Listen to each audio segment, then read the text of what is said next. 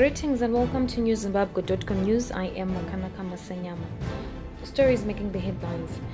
Government deploys pathologists to identify Zimbabwean Cyclone victims.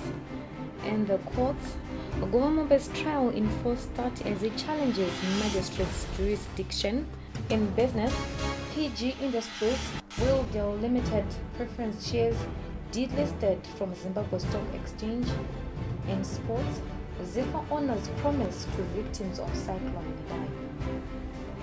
Now the news in greater detail.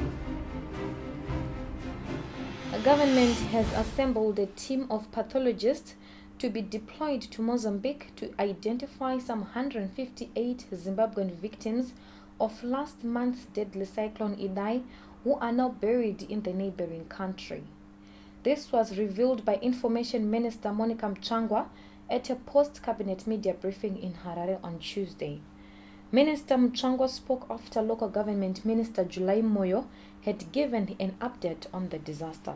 Cabinet wishes to advise that a team of pathologists will travel to Mozambique to collect samples of the remains of Zimbabweans who were buried there in order to facilitate the conduct of DNA tests and subsequent positive identification by their relatives.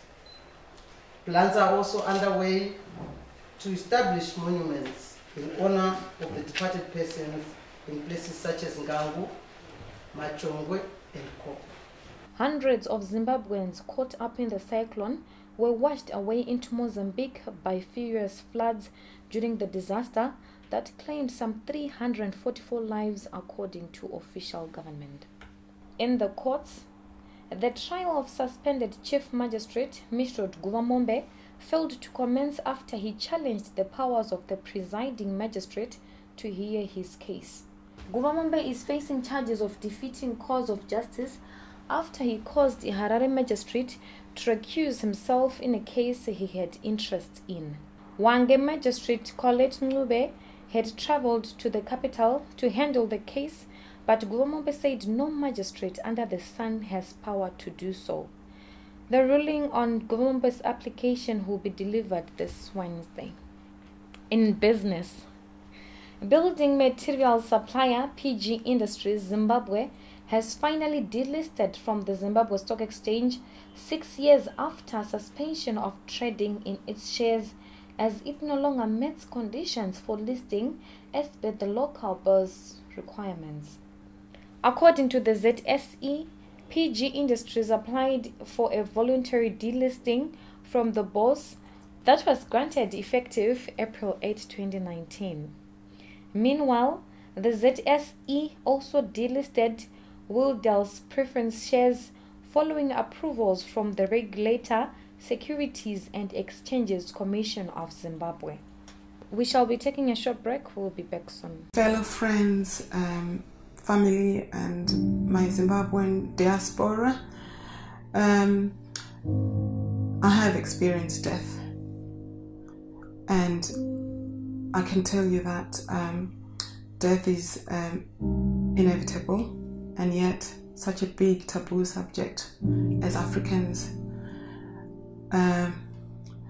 Please don't put it off. Guarantee your family a decent send-off. Talk to Diaspora Funeral Cashman today. They're just a phone call away, and they will put you at ease when you need them. We end with sports. The Zimbabwe Football Association incurred a loss of 105,000 RTGS dollars from hosting the final Africa Cup of Nations qualifier between the Warriors and Congo on 24 March 2019. The association revealed that 36,971 tickets were sold throughout the 3 seating areas, 35,977 for the rest of the ground, 894 for base 15 to 18, and 100 for the VIP section.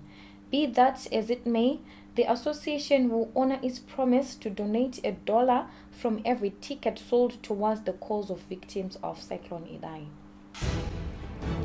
To end this news bulletin, here is a recap of headlines once more. Government deploys pathologists to identify Zimbabwean cyclone victims. In the courts, Guvamombe's trial in full start as he challenges magistrate's jurisdiction. In business, PG Industries Goodell Limited preference shares delisted from Zimbabwe Stock Exchange. In sports, Ziffa honors promise to victims of Cyclone Idai. Reporting for newszimbabwe.com, I am Makanaka Masenyama. For this and more stories, do visit our website www.newszimbabwe.com and our YouTube channel, News and TV.